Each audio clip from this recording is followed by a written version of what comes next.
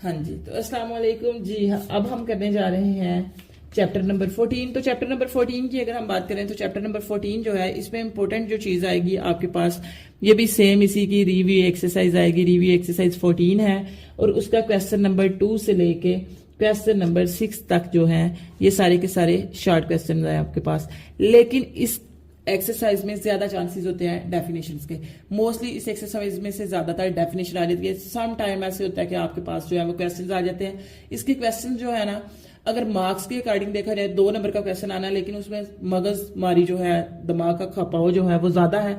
तो मैं ये रिकमेंड करती होती हूँ, मैं कहती हूँ इसके क्वेश्चन ना करें, जस्ट आप इसकी डेफिनेशन ही कर लें।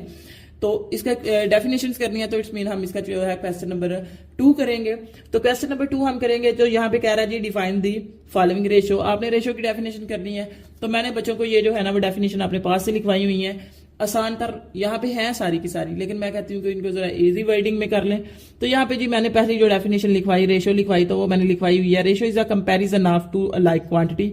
कि रेशो आपके पास दो चीजों का मुआवजना है जो कि सेम होनी चाहिए एज, और उसको आप लिख सकते हैं ए रेशो बी, और यहां लिख सकते हैं ए बाय बी। उसके बाद है जी प्रपोर्शन। तो प्रपोर्शन की डेफिनेशन है जी आपके पास, प्रपोर्शन क्या होता है, जब आपके पास दो रेशोज हो और आप उनके दरमियान में इक्वल का साइन लगाते हैं, वो क्या बन जाती है, प्रपोर्शन बन जाती है। तो वो है जी equalities of two ratio is called proportion. के जब आपके पास दो रेशोज की इक्वालिटी आ जाएगी तो वो आपके पास क्या है, आपके पास जी प्रपोर्शन है। और एज इसको भी आप लिख सकते हैं A ratio B is equal to है सी रेशो डी।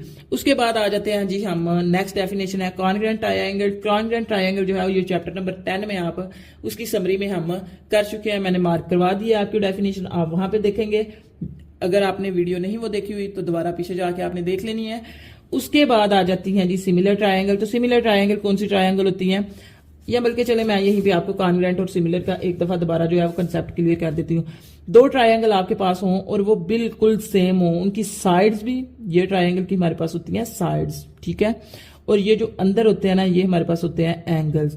तो दो ऐसी ट्रायंगल जिनकी साइड्स और एंगल जो है वो सेम हो, मतलब अगर यहाँ पे 90 का एंगल है तो यहाँ पे भी 90 का है, यहाँ पे आपके पास 30 का एंगल है, और यहाँ पे अगर आपके पास जो है वो 30 का एंगल है तो यहाँ पे भी 30 का एंगल होना चाहिए, और इधर भी क्या होना चाहिए, 30 का एंगल।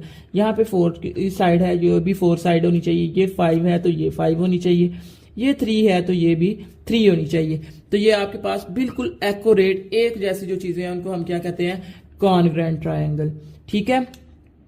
कॉन्ग्रुएंट ट्रायंगल कौन सी हैं, जिनमें आपके पास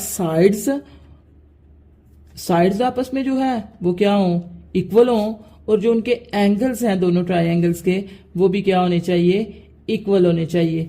एंगल्स और साइड्स दोनों चीजें जो हैं वो आपके पास क्या होनी चाहिए, बराबर होनी चाहिए, एक जैसी होनी चाहिए। अब हम बात करते हैं सिमिलर ट्रायंगल।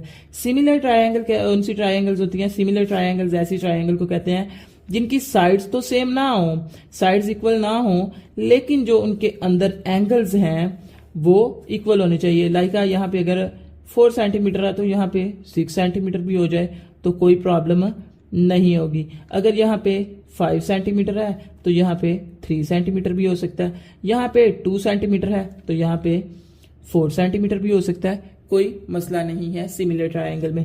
लेकिन यहाँ पे अगर 90 का एंगल है तो इधर भी एंगल 90 का होना चाहिए। यहाँ पे 30 डिग्री है तो यहाँ पे भी क्या होना चाहिए, 30 डिग्री। और यहाँ पे अगर 50 डिग्री है तो यहाँ पे भी क्या होना चाहिए, 50 डिग्री। इट्स मीन कि ऐसी ट्रायंगल जिनकी साइड्स तो इक्वल ना हो लेकिन उनके एंगल्स जो हैं वो आपस में इक्वल हो, उन ट्रायंगल्स को हम क्या कहते हैं, सिमिलर ट्रायंगल्स। तो जी सिमिलर ट्रायंगल्स हैं तो इनकी डेफिनेशन जरा आप देख लें।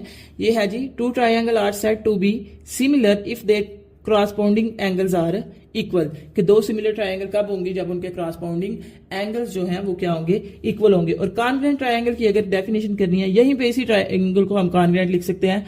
To triangle are said to be congruent if their corresponding sides and angles are equal, ठीक है, साइड्स और एंगल दोनों चीजें जो हैं वो इक्वल आ जाए।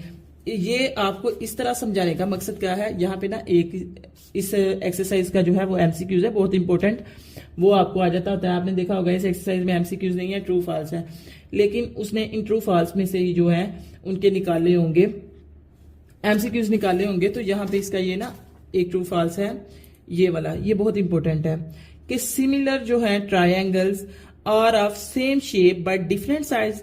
कहता है कि जो सिमिलर ट्रायंगल्स हैं वो एक जैसी तो होती हैं लेकिन उनका साइज जो है वो डिफरेंट होता है। तो ये देख लें, बिल्कुल दोनों ट्रायंगल हैं तो सेम है, लेकिन एक छोटी है और एक क्या है, बड़ी है, डिफरेंट साइज है, तो ट्रू। तो वहां पे ये आपको किस तरह एमसीक्यूज देगा, कहेगा similar triangles are of same shape but dash size. तो नीचे ऑप्शन दिए होंगे, डिफरेंट है, इक्वल है, नॉट इक्वल है, कुछ भी। तो जो है आपको क्या किस पे टिक करना है, डिफरेंट। एक इसका ये बहुत इंपॉर्टेंट एमसीक्यूज है। उसके बाद इस एक्सरसाइज का जो है ये भी देखें, ये भी सेम जी। तो अगर देखें जी, मैं इसका यहाँ पे इस तरफ पॉइंट लाइन ड्रा करने शुरू करूं तो यहाँ पे पॉइंट ही कोई नहीं है। अगर इस तरफ करूं, इधर करूं, इधर करूं, कहीं पे भी करूं तो कोई मेरे पास आगे दूसरा पॉइंट ही नहीं है। तो दो पॉइंट के दरमियान में सिर्फ हम एक लाइन जो है वो ड्रा कर सकते हैं। ये भी एमसीक्यूज में, पेपर में एमसीक्यूज आया हुआ है। उसके बाद है जी, ये वाला एमसीक्यूज है, इसका रेशो हैज नो यूनिट। कहता है कि जो रेशो है उसका कोई यूनिट नहीं है। बिल्कुल ठीक कह रहे हैं कि रेशो का कोई यूनिट नहीं होता। बस जी, इस चैप्टर में से आप यही करें। ये अगर आपको आते हैं, अगर आपने ये किए हुए हैं तो ये क्वेश्चन आप कर लें। वैसे मैं आपको रिकमेंड ये करूंगी कि यहाँ पे टाइम वेस्ट ना करें। अगर आपको बहुत अच्छे आते हो तो आप कर लें, ठीक है। अदरवाइज अगर आपने समझ के करने हैं तो मैं बोलूंगी इसको आप छोड़ दें। इसके एमसीक्यूज पे फोकस करें, इसकी डेफिनेशन पे फोकस करें। मोस्टली इसके पेपर में जो इस चैप्टर का क्राइटेरिया है वो यही है कि इसकी डेफिनेशन मोस्टली आ जाती है और एमसीक्यूज तो इसके बहुत इंपॉर्टेंट है ना। मतलब ये जो ट्रू फॉल्स है इसमें से एमसीक्यूज आपका 1-2 पक्का है।